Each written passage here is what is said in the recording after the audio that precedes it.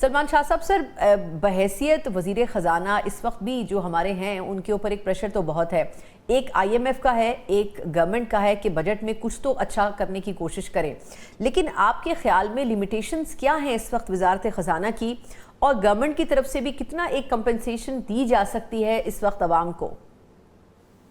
دیکھیں، بات یہ ہے کہ اگر تو آپ نے ایک سٹیٹس کو بجٹ دینا ہے تو پھر تو کوئی مسئلہ نہیں ہے. آپ پچھلے سال بھی ایک بجٹ آیا تھا، اس سے پچھلے سال بھی آیا تھا، تو وہ اسی سلسلے کا ایک اور بجٹ آ سکتا ہے جس میں basically more taxes and spend more, یہی ایک فلسفی ہے جو پچھلے بجٹس میں رہی ہے. اور ٹیکس مور اس لیے ہو رہا ہے کیونکہ آئی ایم ایف کی شرط ہے کہ آپ نے اگر کوئی خرچہ کرنا ہے تو ٹیکس ہوگا تو آپ خرچہ کر سکتے ہیں. سو گورنمنٹ جو ہے وہ اپنے آپ کو بے بس قرار دیتی ہے اور کہتی ہے کہ اس کو اور ٹیکس لگانے پڑیں گے، پیٹرولیم ٹیکسز اور کرنے پڑیں گے، این ایف سی ایوارڈ جو ہے وہ اس کے لیے ٹھیک نہیں ہے.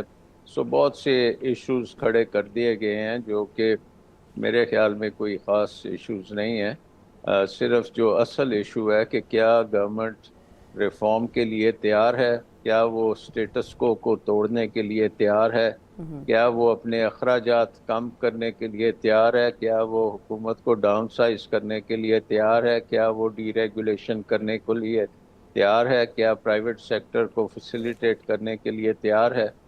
تو یہ ان کے اگر جواب ہیں کہ کرنے کو تیار تو نہیں ہیں لیکن کرنا چاہیں گے لیکن کر نہیں سکتے. سو بات وہیں آ جائے گی سٹیٹس کو کی. سو پچھلے سال کا بجٹ آپ اٹھا لیں، اس میں 10-15% آپ ایڈ کر دیں اور وہ جو ہوگا وہ آپ کا ایک ایکسپینڈیچر ایسٹیمیٹ بن جائے گا جس کے مطابق آئی ایم ایف کی شرائط پوری کر کے ٹیکس نئے ٹیکسوں کا بھی ٹارگٹ فکس کر دیا جائے گا اور اللہ خیر سب. اچھا، ویسے ٹیکسز کے اوپر تو صرف انہی لوگوں کا ہی سر زیادہ جو ہے مجبوری ہوتی ہے جو کہ سیلری کلاس ہوتے ہیں. دانیہ عزیز صاحب سر، آپ کے ساتھ بہت سے پروگرامز میں ہم نے پچھلا بجٹ بھی ڈسکس کیا تھا اور آپ نے کہا تھا کہ اس بجٹ میں بھی کوئی بہت اچھے کی امید نہیں کیجیے گا.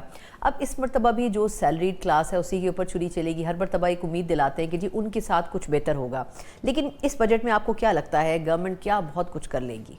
جی، اس میں واضح طور پر جو بات سمجھ آ رہی ہے وہ یہ ہے کہ گورنمنٹ مسلسل ایک اینول خسارہ پوسٹ کر رہی ہے.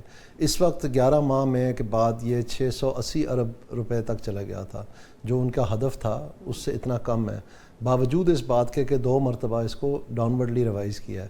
اور یہ مختلف ہیلے بہانوں سے کام لے رہے ہیں. در حقیقت جو لنگڑیال صاحب ہیں جو ایف بی آر کے چیئرمین ہیں، انہوں نے یہ نیشنل اسمبلی کی اسٹینڈنگ کمیٹی آن فائنینس میں یہ اگل دیا کہ جی مجھے ٹیکس لینے سے روکا جا رہا ہے اور اگر مجھے مزید روکا گیا تو میں نام بھی لوں گا.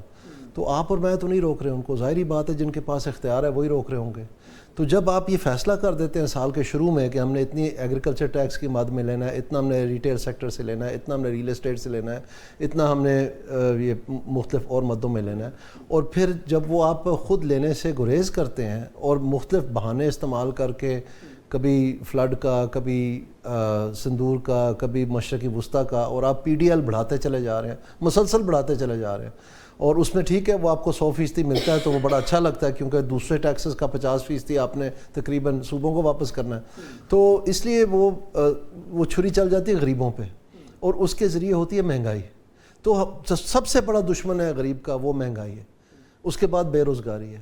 تو یہ تمام حکومتیں، یعنی پہلے پیپلز پارٹی کی 2008 میں، اور 2013 سے 18 نون لیگ کی، اور 18 سے آگے پی ٹی آئی کی، اور اب پھر سے نون لیگ کی 2 مرتبہ، اس سارے دوران جو پاکستان کا ورسٹ پرفارمنس ہے وہ مہنگائی پہ ہے. ہائیسٹ ایور انفلیشن ہم نے پاکستان کی تاریخ میں دیکھا، اور ہائیسٹ ایور ان امپلائمنٹ اور ہائیسٹ ایور پاورٹی. تو پھر آپ مجھے بتائیں کہ اگر ان کے پاس، دیکھیں یہ حکومتیں گزارا کرتی رہی ہیں قرض لے کے. اب قرض بند ہو گیا, پاکستان قرض نہیں لے سکتا. آپ نے دیکھا بھی یو اے نے ہم سے قرض واپس مانگ لیا, کتنی تھرتھلی مچ گئی تھی. 2 ملک اور مانگ لیں, آپ کا سارے فارن ریزرو زیرو ہو جاتے ہیں.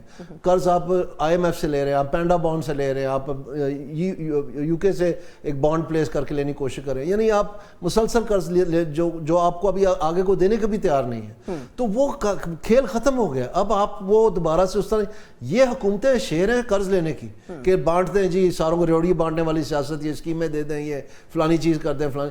وہ وقت ختم ہو گیا. اب کام آ گیا, وقت آ گیا آپ کو سلجھانے کا. تو وہ ان کے پاس اسٹریٹجی نہیں ہے. یہ تو آئے تھے لوٹ مار کرنے کے لیے سارے, وہ ان سے اب ہو نہیں رہی. اب ان کو ذمہ داری لینی پڑ رہی. اب کہتے ہیں ہماری سیاسی ساکھ خراب ہو رہی ہے, اب یہ ہو رہا ہے. تو یہ جو ریلیف والا کانسیپٹ ہے اس کو بدلنا پڑے گا ذمہ داری والے کانسیپٹ میں.